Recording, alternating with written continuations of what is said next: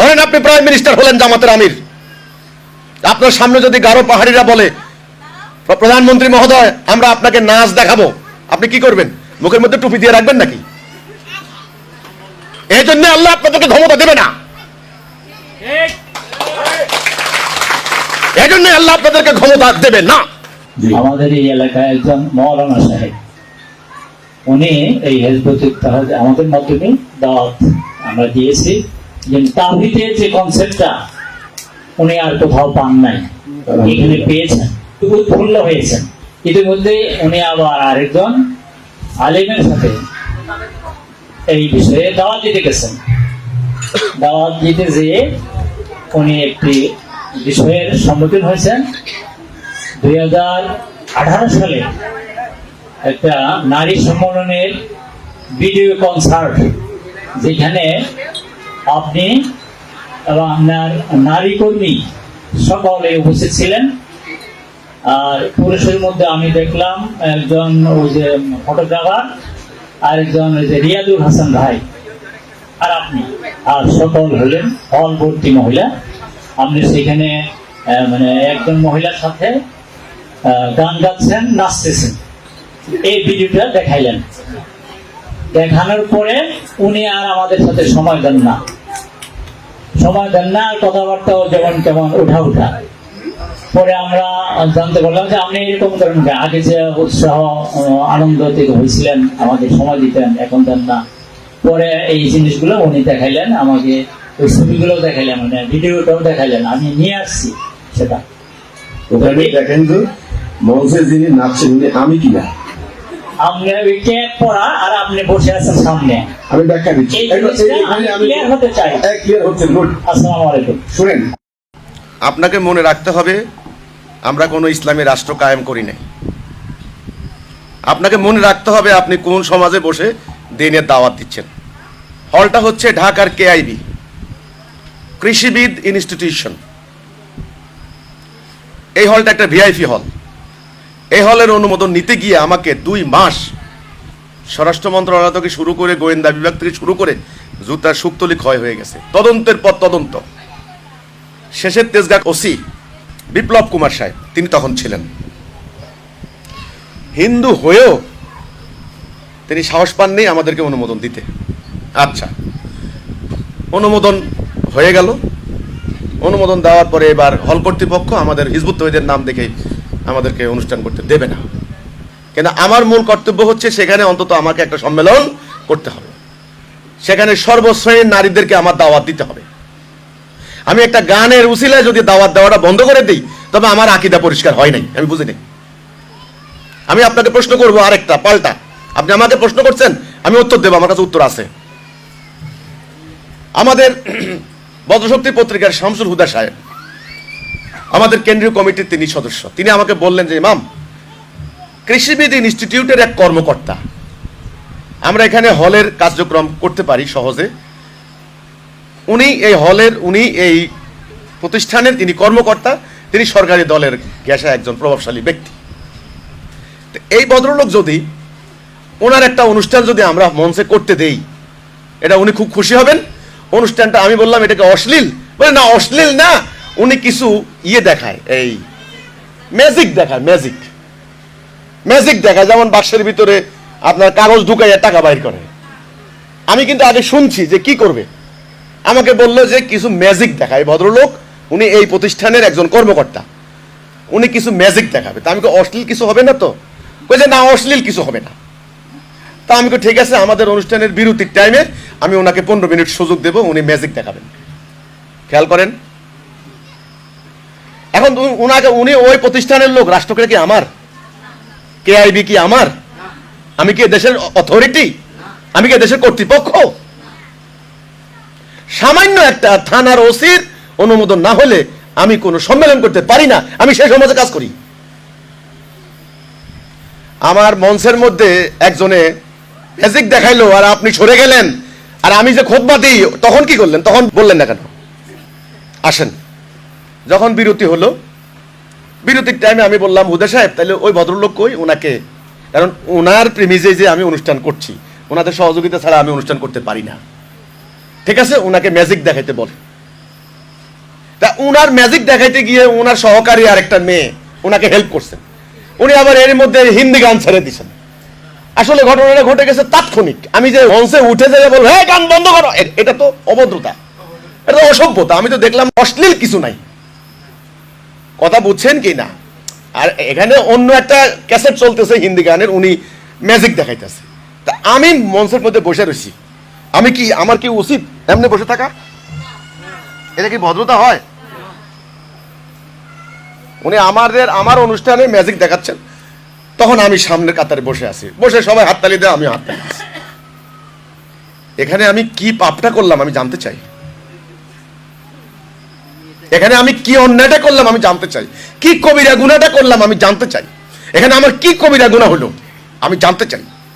আর একটা অনুষ্ঠানে এখানে রুফায়দা আছে, আপনাদের টাঙ্গাইলের মেয়ে, ইমামুজ্জামানের ছোট মেয়ে, মেয়েদের সম্মেলনে একটা গান গাইছে শালীনতার সাথে ভদ্রতার সাথে। গানটা কি তার গাওয়া কি অপরাধ হয়ে গেল? ইসলাম কি এতটাই কুপমণ্ডুক আমি জানতে চাই। আমি তো কোরআন হাদিসে কোথাও দেখি না, কোরআনে কোথাও তো নাই যে মঞ্চে আপনি গান গাইতে পারবেন না, নাজায়েজ। কোরআনের নীতি পাইলাম একটা, অশ্লীল করা যাবে না, অশ্লীলতা করা যাবে না। এ ধরনের হাজার হাজার ভিডিও এটা কাটিং করে পুরো অনুষ্ঠানের বক্তব্য, অথচ আমি 6 ঘন্টা বক্তব্য দিয়েছি। নারী সাহাবীদের ইতিহাস, বিপ্লবের ইতিহাস, জেহাদের ইতিহাস, কেতালের ইতিহাস, শাহাদাতের ইতিহাস, রক্ত দেওয়ার ইতিহাস। ওই 6 ঘন্টার তো আপনারা দেখাইতে পারলেন না, ওটা দেখালেন না কেন? এটা এত বড় অন্যায় করলেন কেন? একটা সাংস্কৃতিক অনুষ্ঠানে ওই কৃষিবিদ ইনস্টিটিউশনের এক কর্মকর্তার একটা অনুরোধ আমি ফেলতে পারি নাই, কারণ তাদের সহযোগিতা নিয়ে আমি অনুমোদন পেয়েছি। আমি এত অভদ্র এত বেয়াদব হতে পারি না। তারা আমাদেরকে বলবে না যে আরে ইসলামওয়ালারা একেবারে আসলে একটা মানে যাচ্ছে তাই। রাসূল নিজের স্ত্রীকে নিয়ে গেলেন, নিয়ে বললেন খেলা দেখো, কুস্তি খেলা, বল্লম খেলা, ঘোড়ার দৌড়, আরো নানা ধরনের কত কিছু হাফসিরা করতেছে। আম্মা আয়েশা ক্লান্ত হয়ে গেলেন, ক্লান্ত হয়ে রাসূলুল্লাহর কাঁধের মধ্যে ভর দিলেন, মানে ঘুমিয়ে পড়ান। আম্মা আয়েশাকে বললেন হয়ে যথেষ্ট হয়েছে, আর দেখবে আর দেখবে, এই হচ্ছে ইসলাম। বিকৃত আকীদা নিয়ে হিজবুত তৈরিতে আসা যাবে না। ধরুন আপনি খেলাফতে আসলেন, ধরুন আপনি রাষ্ট্র ক্ষমতায় আসলেন, ধরুন আজকে আপনি জামাত ইসলামী করেছেন, আপনারা স্বপ্ন দেখেন, রাজনীতি করছেন, ক্ষমতায় আসলেন, ধরুন বাংলাদেশের সংস্কৃতি, শিল্প, সাহিত্য অস্বীকার করতে পারবেন? ধরেন আপনি প্রাইম মিনিস্টার হলেন, জামাতের আমির, আপনার সামনে যদি গারো পাহাড়িরা বলে প্রধানমন্ত্রী মহোদয় আমরা আপনাকে নাচ দেখাবো, আপনি কি করবেন? মুখের মধ্যে টুপি দিয়ে রাখবেন নাকি? এই জন্য আল্লাহ আপনাদেরকে ক্ষমতা দেবে না, এই জন্য আল্লাহ আপনাদেরকে ক্ষমতা দেবে না। যেদিন গারো পাহাড়িদের অধিকার স্বীকার করবেন সেদিন আপনাদেরকে আল্লাহ খেলাফত দিতে পারেন। এত সংকীর্ণ মন নিয়ে ইসলাম প্রতিষ্ঠা করতে পারবেন না। আমি কৃষিবিদ ইনস্টিটিউশনে আমাদের নারী সম্মেলন, সারা দিন আমি 6 ঘন্টা বক্তব্য রেখেছি। ইসলামের ইতিহাস, নারীদের গৌরবময় ইতিহাস, সাহাবীদের ইতিহাস, সেটা তোমরা তুলে ধরলে না। অনুষ্ঠানের বিরতির টাইমে ওই প্রতিষ্ঠানেরই এক কর্মকর্তা আমাকে অনুরোধ করলেন, ওনারা সহযোগিতা করেছেন আমাকে হলের অনুষ্ঠান করার ক্ষেত্রে, আমাকে বললেন যে আমি কিছু ম্যাজিক দেখাবো। আমি গ্র্যান্ট করেছি, অনুমোদন দিয়েছি। উনি ব্যাকগ্রাউন্ডে হিন্দি গান ছেড়ে দিয়েছেন, এটা তো আমার কোনো হাত নাই, এটা ওনার ওই অনুষ্ঠানেরই একটা অংশ। ওই উনি গানের তালে তালে তালে তালে উনি মিউজিক দেখান। আমার দোষটা হয়েছে কি, আমি হাততালি দিছি। এখন যদি আপনার টাঙ্গাইলের এলাকার লোক যদি বলে আমরা আপনাকে একটা পল্লী গীতি শোনাবো, আমি কি বলবো? শোনান। আমি কুষ্টিয়া গেছি, বেড়ামারা, আপনারা জানেন কুষ্টিয়া একটা সাংস্কৃতিক এলাকা, লালনের এলাকা। তো একদল লালন শিল্পী, লালন সঙ্গীত, ওনারা বিভিন্ন টেলিভিশন স্টুডেন্ট, রেডিও স্টেশনে গান গান। এনারা আমাকে বললেন, অনুরোধ করলেন যে আপনি আমাদের কুষ্টিয়া এসেছেন, আমরা এরাদা করেছি আমরা আপনাকে আমাদের সাইজির কিছু গান শোনাবো, এটা সাংস্কৃতিক অনুষ্ঠান। তা আমি বললাম ঠিক আছে, সাইজির গান শোনান। তা আমি বললাম কোনো অশ্লীল গান গাইবেন না কিন্তু। তারা গাচ্ছে গাচ্ছে গাচ্ছে গাচ্ছে, আমি রাত্রে 12টা পর্যন্ত বসেছিলাম। তাদের পুরো টিম আসছে। তখন আমি বলছি এবার আপনারা আমার কথা শুনতে হবে। তারা সবাই আমার কথা শুনলেন। আমি শোনালাম মানুষ আল্লাহর খলিফা, আল্লাহর প্রতিনিধি। আমি শোনালাম দিন প্রতিষ্ঠার কর্মসূচি। আমি শোনালাম নবী করিম সাল্লাল্লাহু আলাইহি ওয়াসাল্লামের সেই সংগ্রামী ইতিহাস। আমি শোনালাম ইসলাম প্রতিষ্ঠার গুরুত্ব, ঐক্যের গুরুত্ব, আল্লাহ দিন প্রতিষ্ঠার গুরুত্ব। আমি বললাম ওই সাইজির পিছনে সারা জীবন কাটিয়ে দিলে আপনি আল্লাহকে পাবেন না।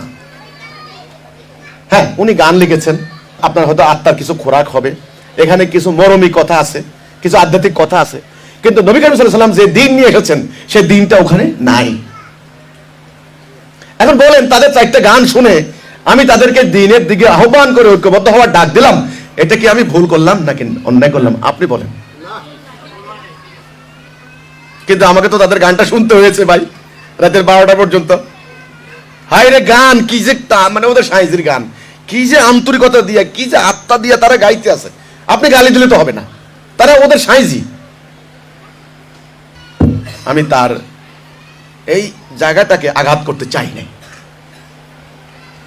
আমি চাইছি সে যদি তাওহীদে ঐক্যবদ্ধ হয়ে যায় তবে অন্যায় অবিচার এমনিতেই নির্মূল হয়ে যাবে। এগুলি বুঝতে হবে।